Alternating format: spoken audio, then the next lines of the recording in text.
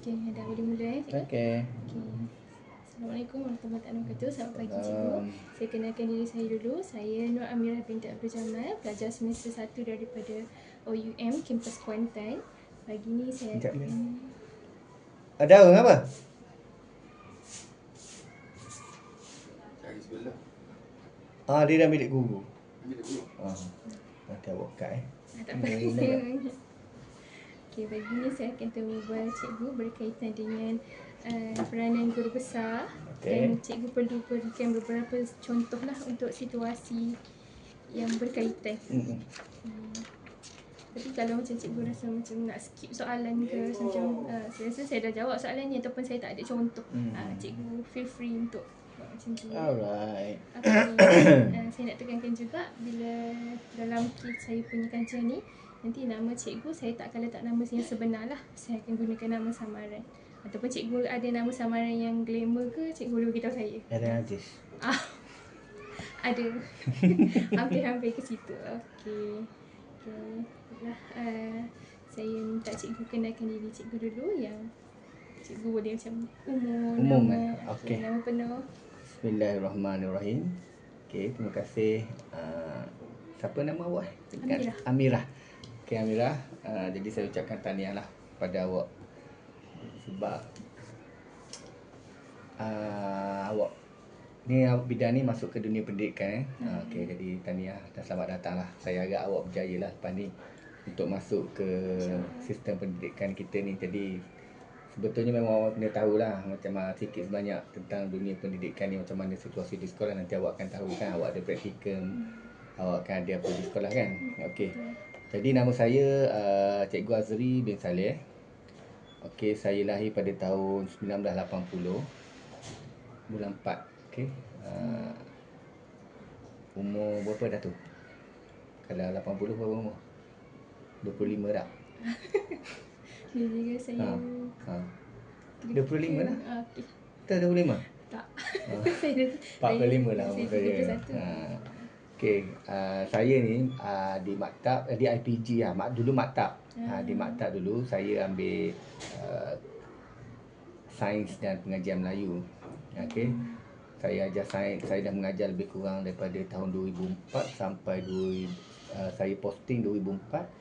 Sekarang ni 2025 kan, berapa tahun dah tu? 25 tahun. Ada? 21 tahun. 21. Lebih kurang 21 tahun tu saya ajar sains. 20 dalam 19 tahun lah. 19-18 saya ajar sains lah subjek saya. Tapi bila saya dah dilantik ke jawatan JPK HEM ni, saya tahun pertama tu saya ajar sains lagi. Dan tahun ni saya ajar sejarah. Sekolah rendah ada sejarah? Ada. Okay. Saya ajar sejarah. Okey. Macam cikgu saya nak tahu. Tak apa. Sejarah dengan kajian tempatan tu sama ke dia punya dulu? Macam saya subjek kajian tempatan. Saya pun kajian tempatan dulu sekolah. Lain. Sejarah ni memang awak belajar sejarah, tentang sejarah lah. Tentang Melayu, sejarah penjajahan kita. Kajian tempatan tu banyak ada masuk benda-benda lain lagi kan. Sejarah ni memang sejarah, memang subjek wajib juga ni. Terus kajian tempatan dia mix antara sejarah dengan geografi. Ya, betul. Betul. Jadi sejarah ni dia memang sejarah kalau budak bosan sikit lah, sejarah ni kan banyak ni kan. So sejarah tu untuk tahap 2 lah. Tahap 2, 4, 5, 6 saja. 1, 2, 3 tak ada. Jadi saya mula ni tahun ni lah saya ajar sejarah. Tahun lepas saya ajar sains lagi. Tahun ni sebab cikgu yang dah option sains dah ramai. Jadi saya terpaksa lah. Sebab masa mengajar saya pun 12 waktu je. Untuk guru penolong kanan 1 minggu 12 waktu saja. Guru besar 6 waktu. Jadi saya kena bagi prioriti pada cikgu lah, walaupun saya memang option sains pun. Jadi saya pendidikan saya saya ni sebenarnya lambat juga, so tak macam awak juga. Saya ambil sekarang mengajar dekat tadika, guru tadika. Saya macam awak je. Saya lepas SPM saya masuk matrik. Matrik, saya masuk matrik. Lepas tu saya tak lulus matrik. Saya tak lulus matrik. Tak apa untuk awak tu lah. Saya tak lepas matrik. Saya kerja kilang 1 tahun 2 tahun. Lepas tu baru dapat offer maktab. Jadi saya masuk maktab tahun 2001. 2004 saya posting. Jadi bidang saya kat maktab tu saya ambil sains PM tadi, sains pengajian Melayu. Jadi saya keluar mengajar di Selangor lebih kurang tu. Saya sambung belajar degree pengajian sains. Degree saya pengajian sains sekolah rendah. Jadi cikgu habis PM ke matrik, kemudian ke IPG baru ke matrik tu tak lulus. Lepas tu baru ke maktab, dia panggil maktab, bukan IPG, maktab. Lepas tu barulah saya diposting. Masa tu lah baru saya masuk ke dunia pendidikan ni. Maktab yang masa tak interest yang opsi yang lama tu, Maktab Perguruan Tengku Ampuan Akhsan. Sekarang ni dia panggil Institut Perguruan Guru Tengku Ampuan Akhsan. Jadi saya dah mengajar lama dah tu. Lama tu dia ada kerajaan bagi untuk cikgu-cikgu sambung belajar free percuma. Program Pensiswa Zahan Guru dipanggil. Jadi saya mohon yang tu dapat. Jadi saya sambung belajar secara ni lah, orang panggil apa, hujung minggu. Hujung minggu saya akan pergi kelas selama 4 tahun. Baru dapat degree pengajian sains sekolah rendah. Itu saya. Lepas tu saya posting di Selangor, tukar ke Pekan, baru masuk ke Kuantan. Jadi saya tahun 2000 Covid berapa? 2019. Hujung Covid. Saya 2020 tu saya sambung sarjana lah. Master. Saya sambung master dengan UMT. Universiti Malaysia Pahang. UMP. Saya ambil bidang ICT. Itu full time ke? Coursework lah, cuma sama juga. Cuti bukan cuti, waktu habis sekolah petang tu, malam tu kelas. 2 tahun. Sarjana Muda Sains Teknologi Maklumat dan Komunikasi ICT. Saya grad tu tak ada apa-apa pun, sebabnya kalau dalam ni bidang pendidikan ni kita just nak sambung untuk ni je lah, untuk pengetahuan kita je lah. Tak ada saya viva apa semua. Tesis saya buat tajuk AR, Augmented Reality. Sekarang punya trend. Sekarang ni AI kan. Sekarang ni, dulu saya buat yang AR. Dulu pun guna telefon, scan tu, dia timbul. Tu pun dah ke tu dah dulu. Sekarang ni itu ada dulu. Saya buat tajuk tu lah dulu. Okey. Jadi saya pengajian saya tamat, kalau diploma saya tamat 2004. Ijazah tak ingat lagi, 2000 belah-belah lah, 2018 saya nak 2018 saja. Lepas tu lepas 2 tahun dapat degree tu, 2000 tu saya sambung master. Habis 2022 master saya 2022 last saya sambung belajar. You stop belajar? Tak tahulah saya. Sebab saya fikir satu, saya pun ada anak je. Jadi sekarang ni degree pun biarlah anak saya tengok. Kampanye ada lah, tinggi sikit kan, macam tu. Saya di offer PhD. Saya ada supervisor kan. Bila kita sambung belajar master tu, kita ada seorang supervisor. Jadi supervisor tu offer saya guna geran dia lah. Tapi saya tak nak. Sebabnya bahasa Inggeris. UMP tu dia bahasa Inggeris pun, kita tak nak. Kak ada cadangan nak sambung lagi tapi ke universiti lain ke? Tak tahulah, dah tua dah. Muda lagi cikgu 40. Kalau ada terbuka hati tu, dia lah memanglah kawan-kawan kita yang tu sambung lah. Tapi Ham ni dia kerja sepanjang tahun, jadi sibuk sikit lah. Tak tahu. Jadi Ham start tahun? Saya Ham 2023. Baru lagi. Sebelum ni saya fikir petang di sekolah pengkalangan tentera. Maksudnya lepas saya buat program dengan Cik Zaipul hari tu, saya ganti dia. Saya masuk ganti Cikgu Zaipul. okey. Jadi jawatan saya sekarang HEM lah. Guru penolong kanan HEM.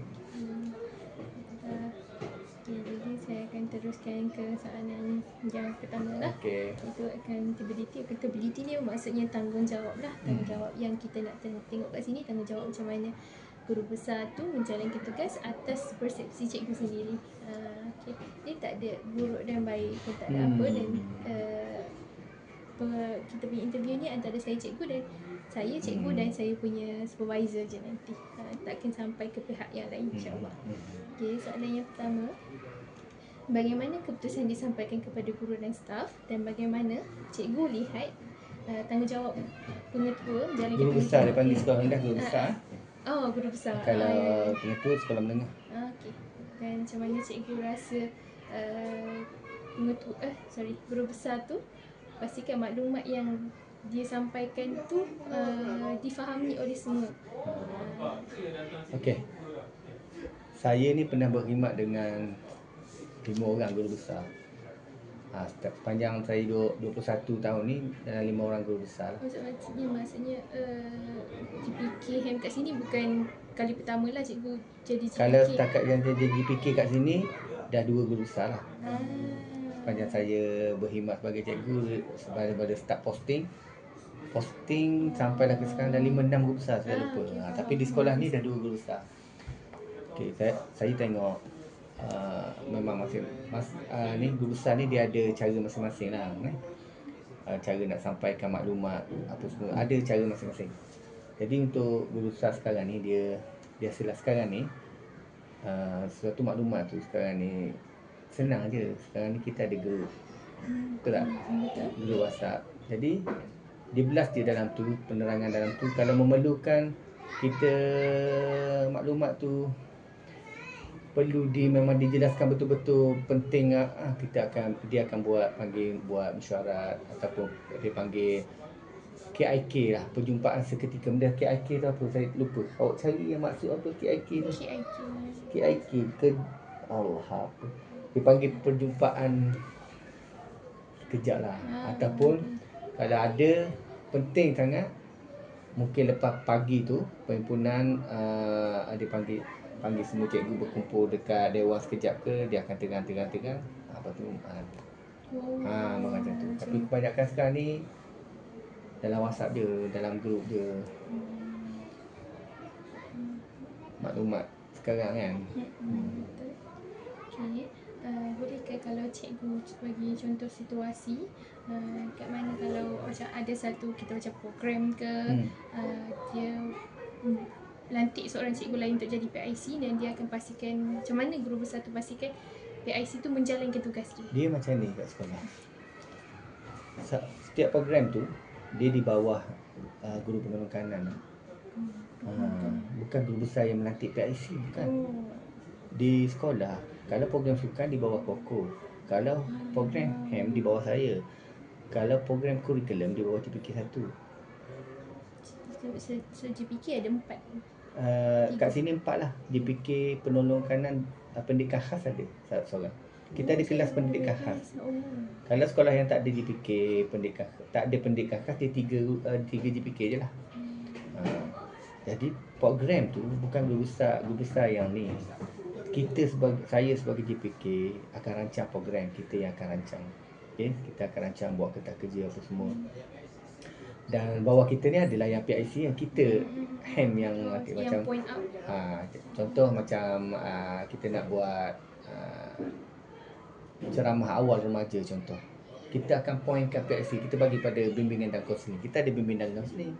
Kalau kita nak buat sekolah fire drill, kita ada JK keselamatan.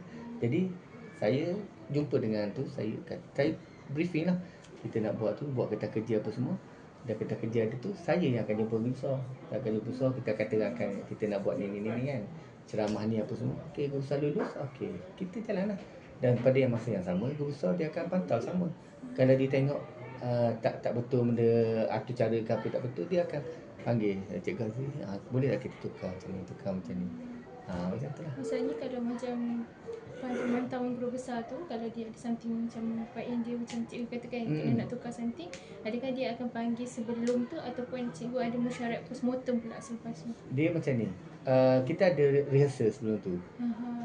Masa rehearsal tu kita boleh betulkan.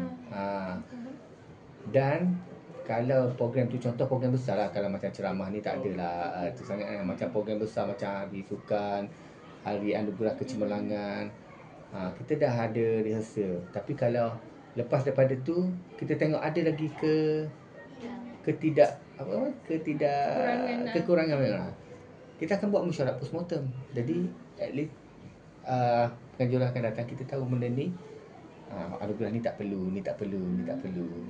Sukan pun kita kurangkan acara ni.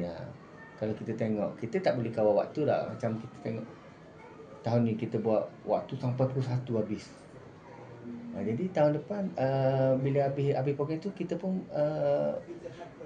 panggil kita buat postmortem, apa yang kita perlu baiki.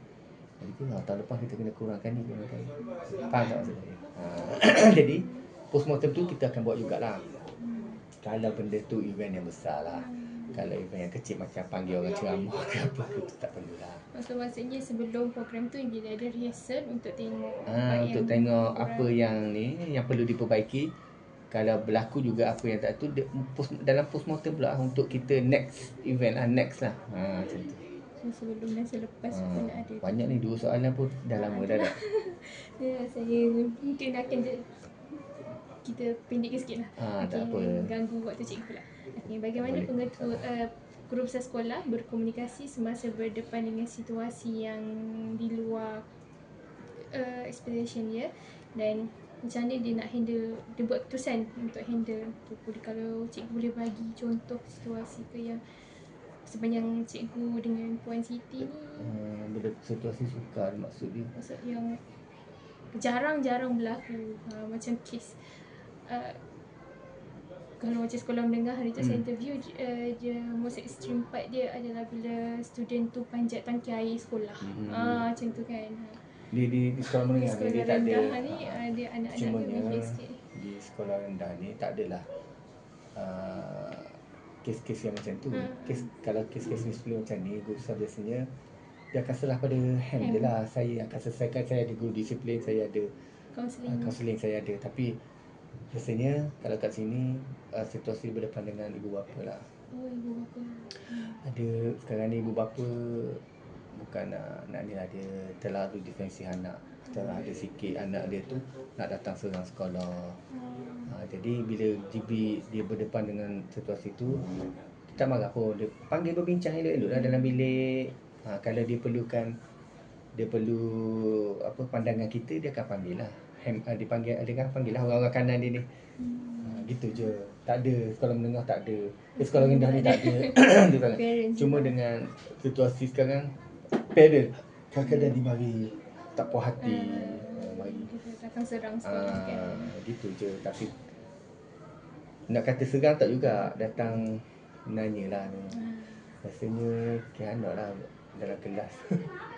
Mesti dia ramai. Itulah biasalah, itu je. Okey, saya teruskan. Boleh cikgu ceritakan kepimpinan guru besar dalam membina kepercayaan dalam kalangan guru dan staf?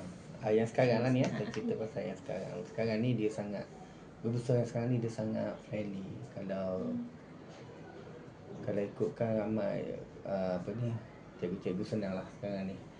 Nak berjumpa senang. Maknanya cikgu tak adalah bekerja dalam tekanan. Kalau macam ada satu dia tak ada formal sangat.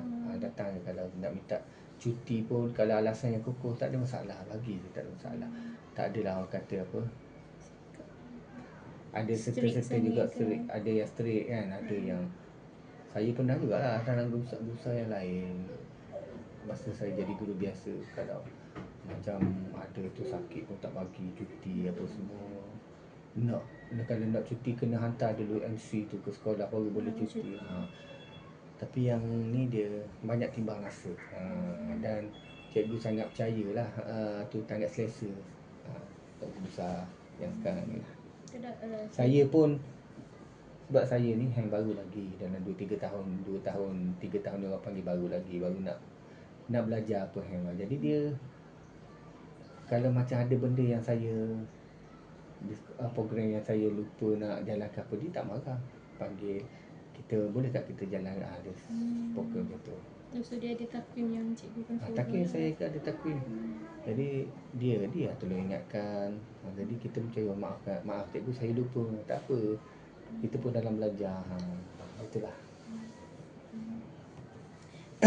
Macam yang sebelum ni cikgu kata kita ada musyarat, cikgu ada musyarat kan, sama ada nak penyampaian maklumat ataupun postmortem. Jadi macam mana guru besar pastikan input dalam musyarat tu berkesan. Contohnya kalau kita postmortem, macam mana postmortem tu guru besar pastikan tahun depan dia tak jadi lagi macam tu. Sama, kita ada minit kan. Kita ada minit. Jadinya untuk tahun depan, sebelum jalan mesyuarat tu, sebelum jalan event tu, kita ada mesyuarat AJK, mesyuarat apa kan. Jadi dia tekankanlah balik benda yang berlaku pada tahun lepas. Jadi kita should be tak buat dah lah benda-benda macam ni. Di samping kalau ada tambah baik lagi, dia kata dia tambah baik lagi apa. Macam tu lah. Dia panggil apa? Sentiasa alert lah. Alert dengan apa yang ni. Payah kot saat rawak ni. Sebenarnya dia sebab berkaitan dengan tanggungjawab kan. Okay, so, bagaimana guru sekolah menguruskan dan menyelesaikan masalah sekolah. Berikan contoh yang simple je cikgu rasa, tapi dia memberi impak pada cara guru besar, pada cikgu lah. Macam cikgu rasa amazing lah benda tu. Saya rasa dia punya gaya percakapan dia tu, apa orang panggil, komunikasi dia tu. Kalau ada masalah, parent datang apa semua, cara dia menjawab dengan cara dia jawab. Dia tak marah-marah, dia tak. Tapi bila tu at the end benda tu selesai. Ada tak satu situasi mana cikgu rasa yang ni kalau saya jadi guru besar, saya akan guna taktik dia? Ada tak cikgu rasa mana-mana situasi lah? Kalau saya jadi guru besar, mungkin saya ada cara saya kan. Tapi kalau saya tengok pada dia ni, masalah dia ni ada serta-serta tu dia panggil. Saya rasa ni semua tu lah, tapi atas komunikasi lah. Ada guru besar yang cara komunikasi dia tu macam tak sampai kan. Tapi ada beberapa kes macam kita panggil mak ayah yang anak ada tak lama tak datang sekolah apa semua. Jadi kita panggil, saya tengok dia bercakap dengan parent tu. Dia cakap dengan parent tu, dia bagilah penyelesaian dia, apa dia yang boleh ikut. Maksudnya bila dia selesaikan masalah tu, dia bukan sekadar macam cakap je pun, anak pun tak datang sekolah. So dia bagi sekali dia dengan bagi solution lah. Apa orang boleh buat macam ni, ataupun dia bagilah poin-poin tu. Cara bantu sekali cara lah. Dia bagi tahu sekali, bantu lah. Boleh kalau puan tak boleh buat macam ni, puan buat macam ni. Macam tu lah lebih kurang.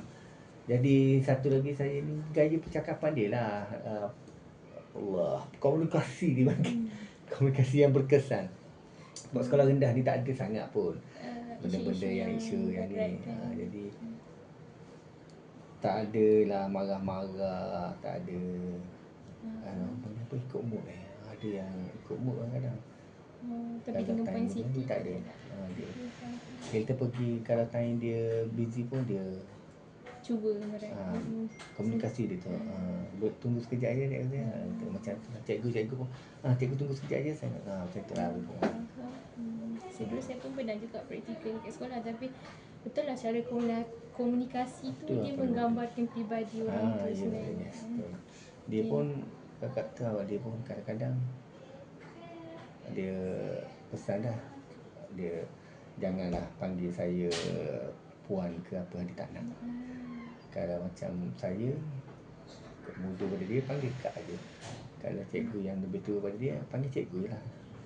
Yang sebelum-sebelum ni mungkin ada nak panggil, kena panggil puan lah apa. Dia tak. Dia tidak membina gap di antara cikgu. Tu je. Gitu.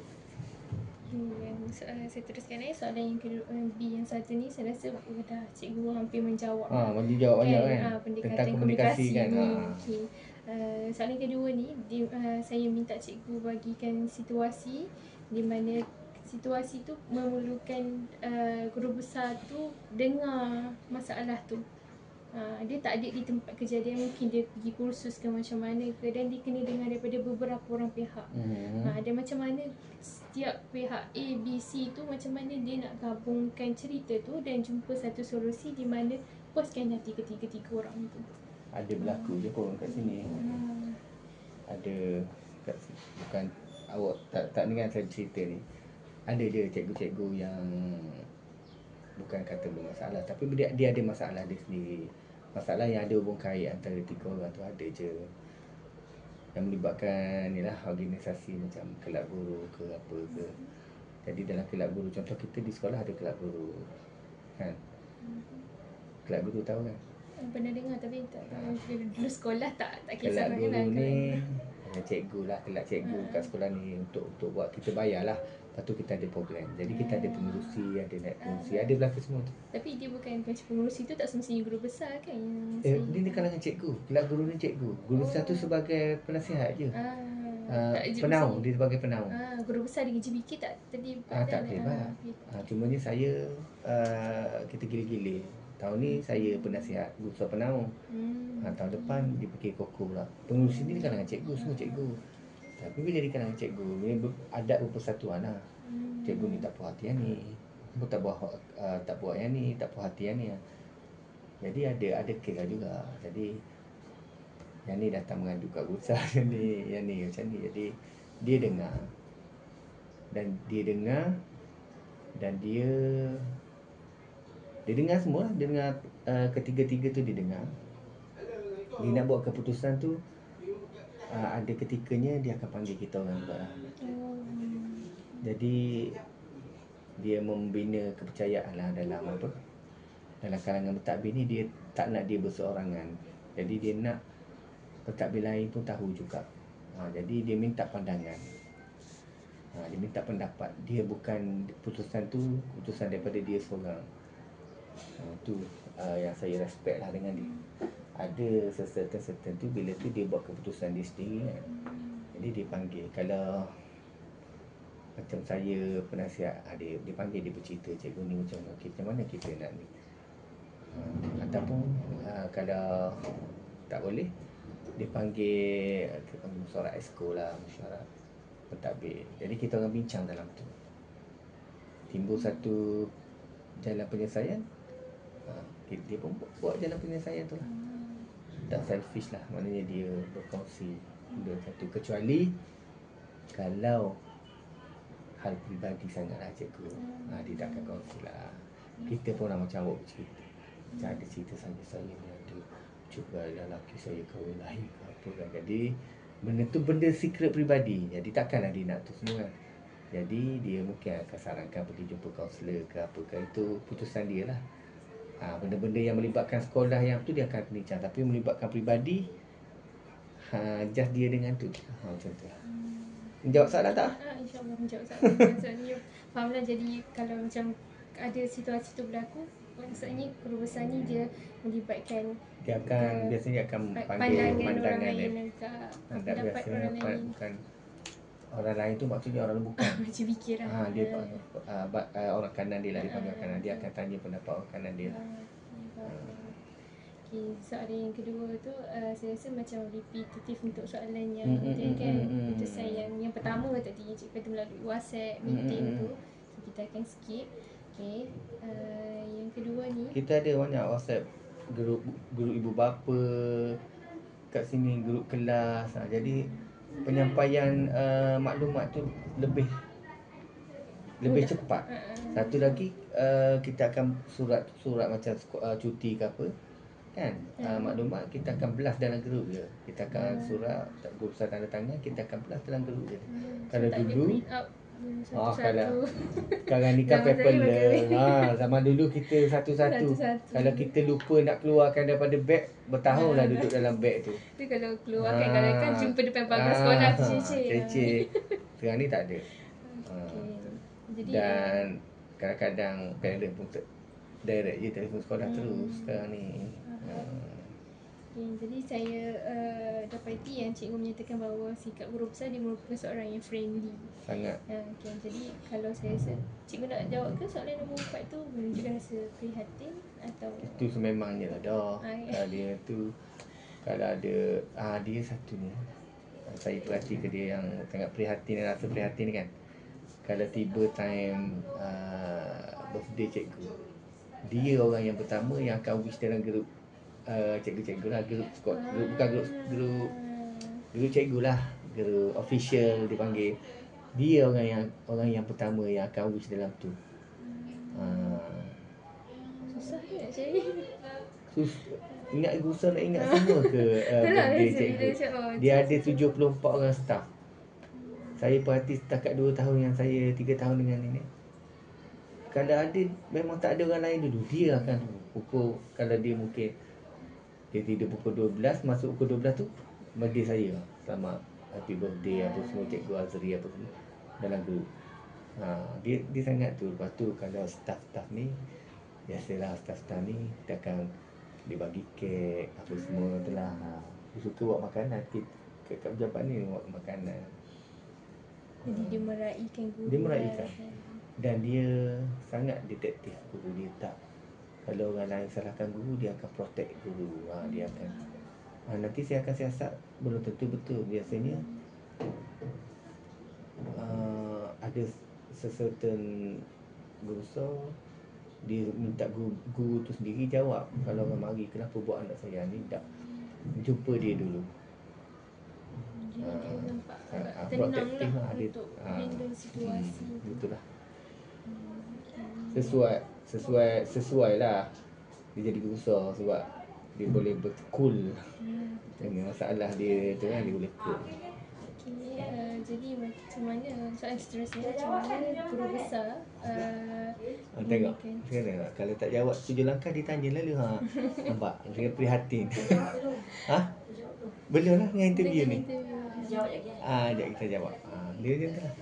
Saya rasa dia nampak familiar, tapi saya tak ingat kat mana. Dia sekolah Pandan dulu. Nanti sekolah Cik Palu, banyak sekolah. Ataupun saya jumpa dia dekat sukan-sukan sekolah kot. Mungkin lah. Okay.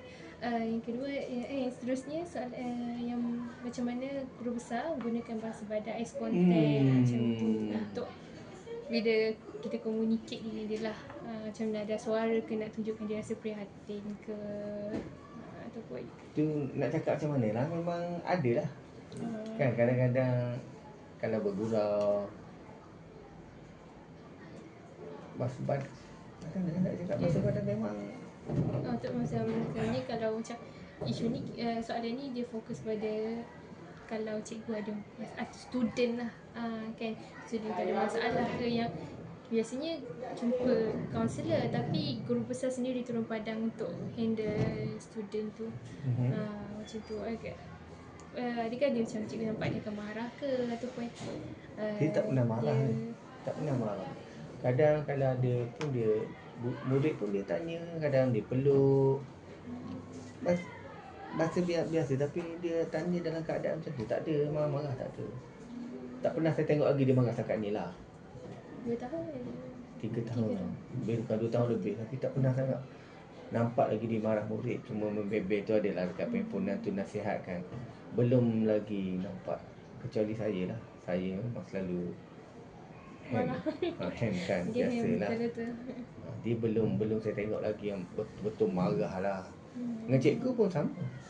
Tak ada. Kalau macam dia tak, dia macam dia tak puas hati masalah dengan cikgu, nak marah sangat pun dia bercerita dengan DPK dia. Macam tu lah. Tak adalah nak awak pandailah jawab ni, saya tak reti nak jawab. Eye contact ni macam mana baik ni.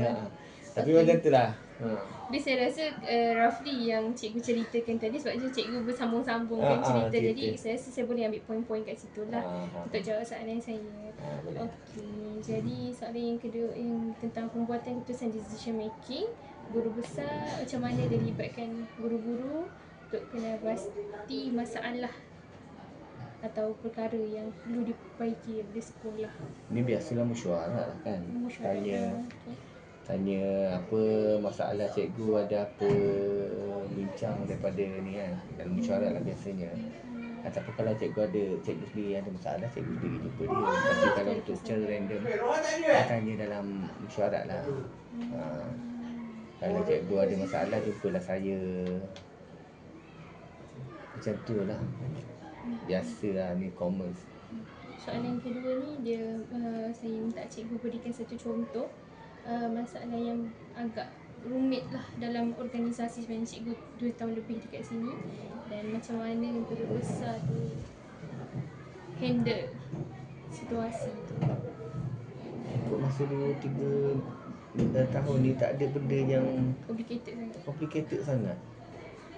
Tu kalau mungkin awak boleh tanya, sebab dia lama lagi daripada saya. Dia daripada sekolah, daripada dia bikin koko ni. Dia bikin koko. Dan Zaiful dia ada dah. Awak pernah interview dia? Cik Zaiful? Tak ni, Cikgu Nakma ni. Oh, tak pernah. Oh, dia ni lama lagi. Koko, cik bikin koko. Lama ada koko. Saya ni buat benda yang tak ada yang rumit lah. Tak ada yang rumit, cuma ataupun cikgu rasa terfikir satu situasi yang cikgu rasa cikgu pun tak terfikir yang dah boleh guna cara tu untuk selesaikan masalah tu. Tak apa. Nak cakap tak pernah lagi lah tak pernah lagi berdepan dengan tengok apa method yang digunakan apa semua tu. Tak pernah lagi dia kat kita nak jawab pun saya tak reti lah. tak apa. Cikgu faham kan soalan ni? Faham tu. Okay. Cuba awak tanya je Bikeko. Mungkin dia ada banyak pengalaman kat sini.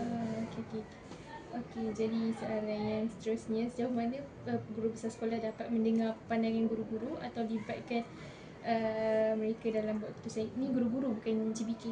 Jadi tadi cikgu-cikgu katakan selalunya guru besar akan ambil pandangan guru tolong kanan, tapi yang ni lebih kepada cikgu tengok guru besar tu libatkan cikgu sendiri. Ini dalam mesyuarat jugalah biasanya ni.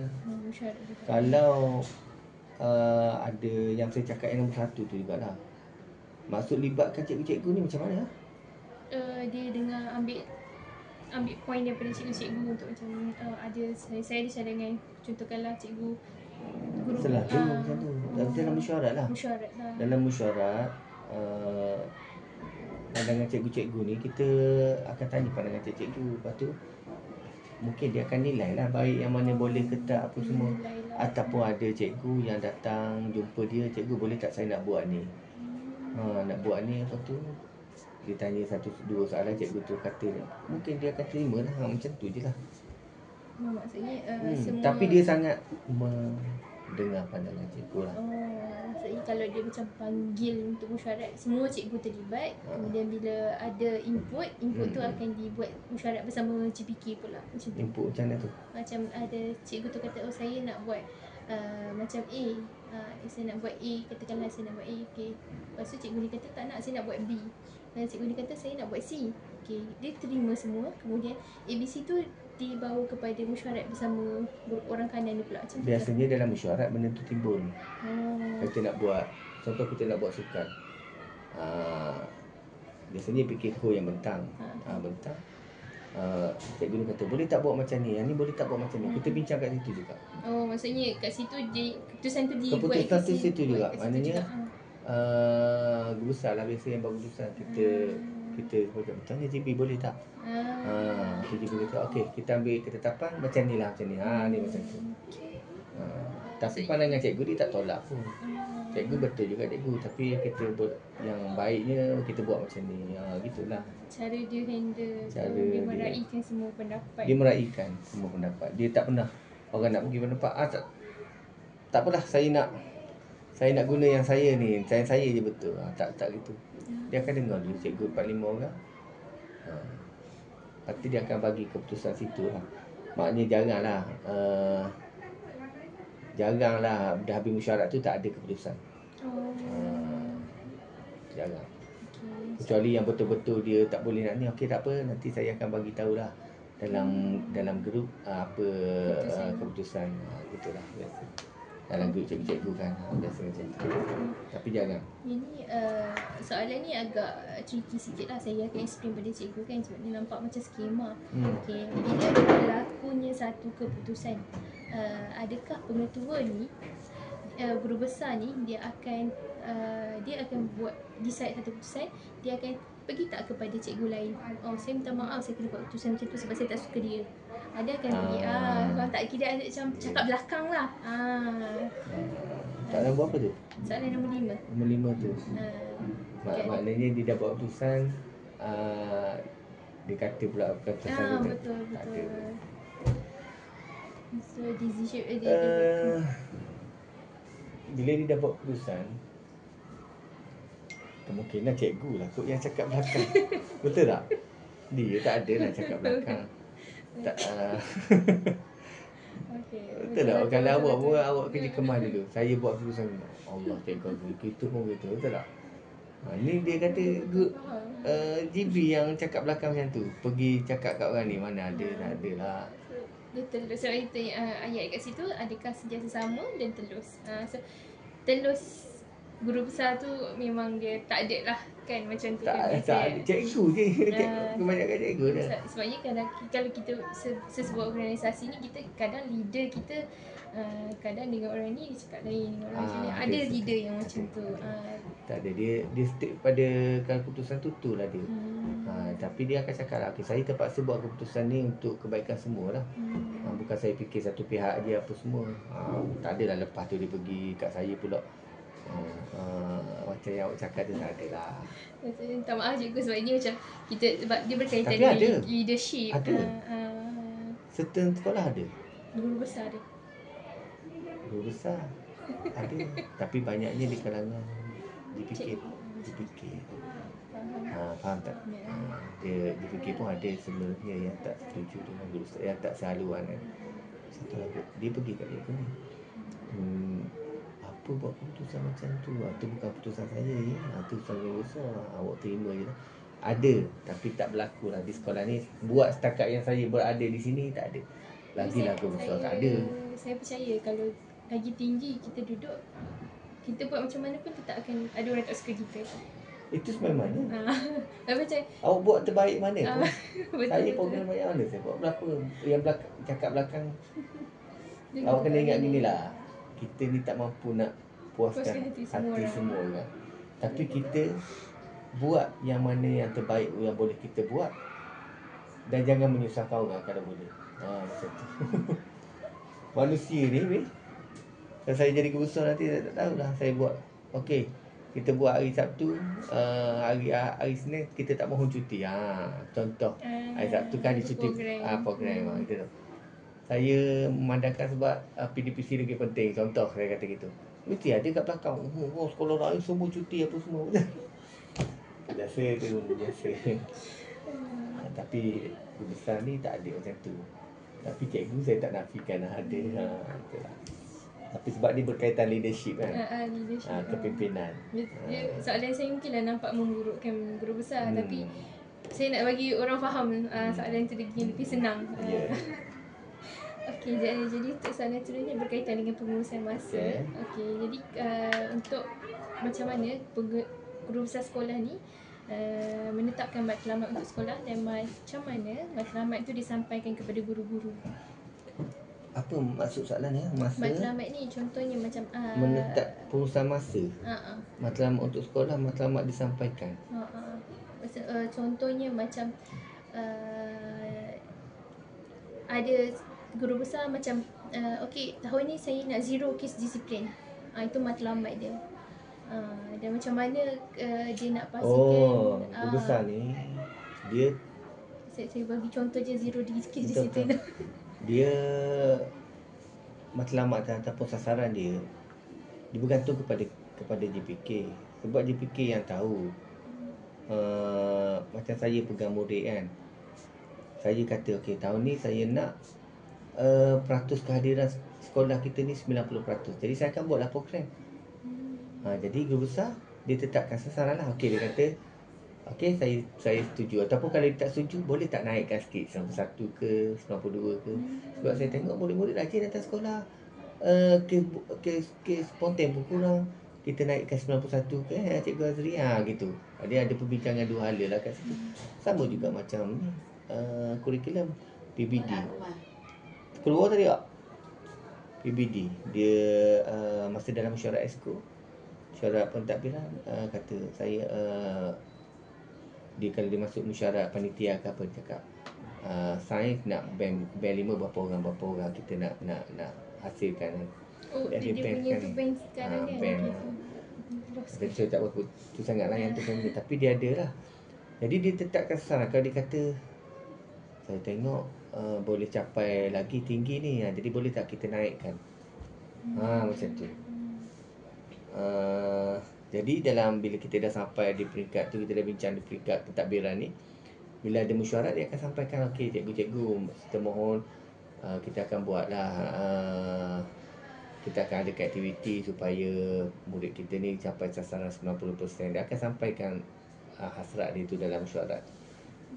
Cikgu ni mungkin soalan ni luar daripada tu, tapi seberapa kerap mesyuarat ni dijalankan? Kat sini tak kerap sangat lah.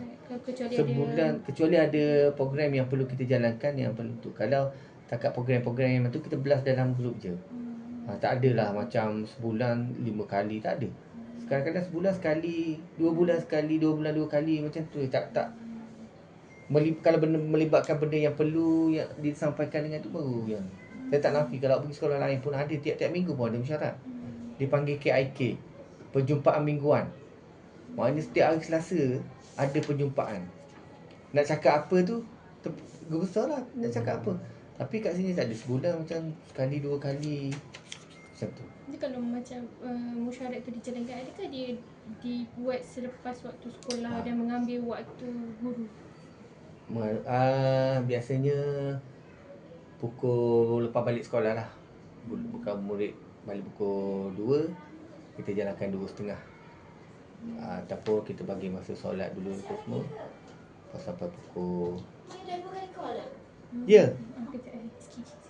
Sikit. Okey lagi. 5 minit lagi ke bawah. Ada peminat kejap kata. Berkuah macam tu lah. Benda macam mana tadi? Betul dah.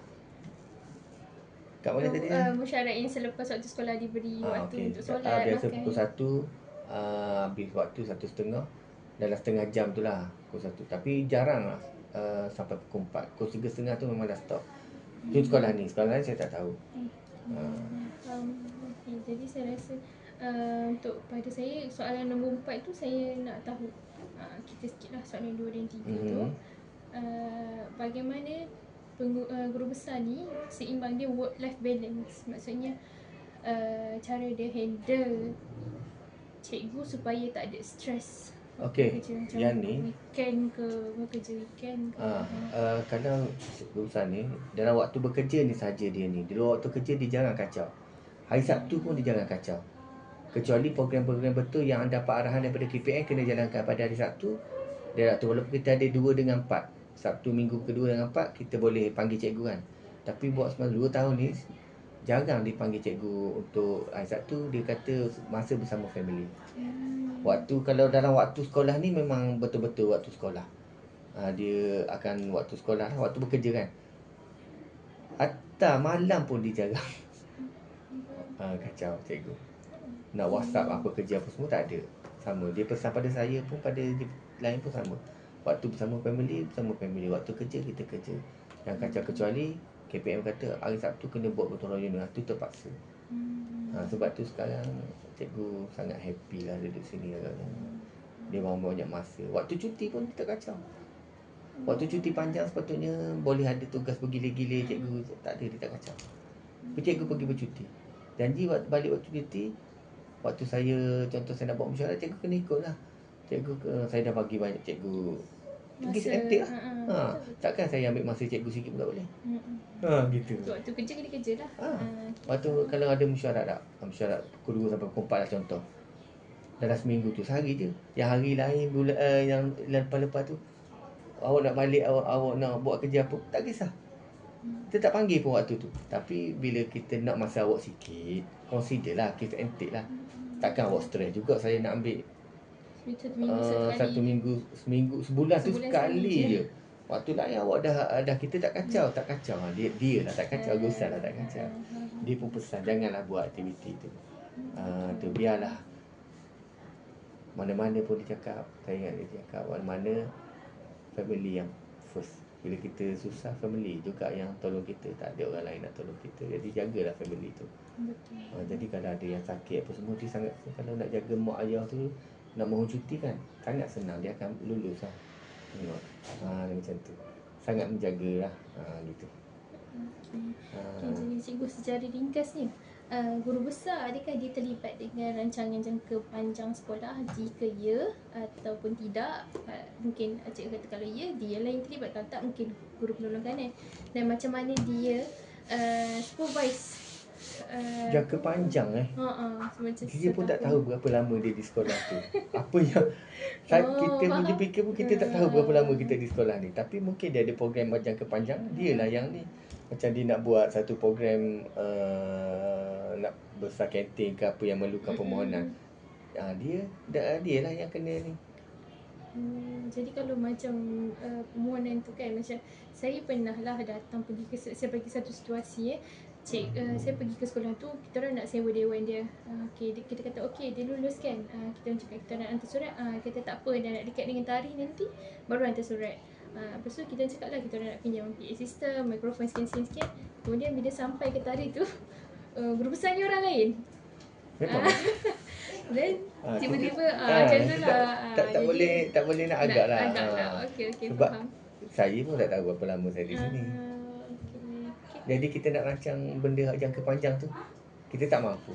Jadi kita tengok jangka masa dalam setahun tu apa yang kita boleh buat. Kalau awak nak contoh yang awak cakap tadi lah, tiba tengok dipikir yang lain dah kan. Terima kasih cikgu, minta maaf ambil masa lama sangat. Saya nak pergi ni bagi apa pada murid, bantuan murid kematian ayah. Jadi nak pergi sampai bantuan. Terima kasih cikgu.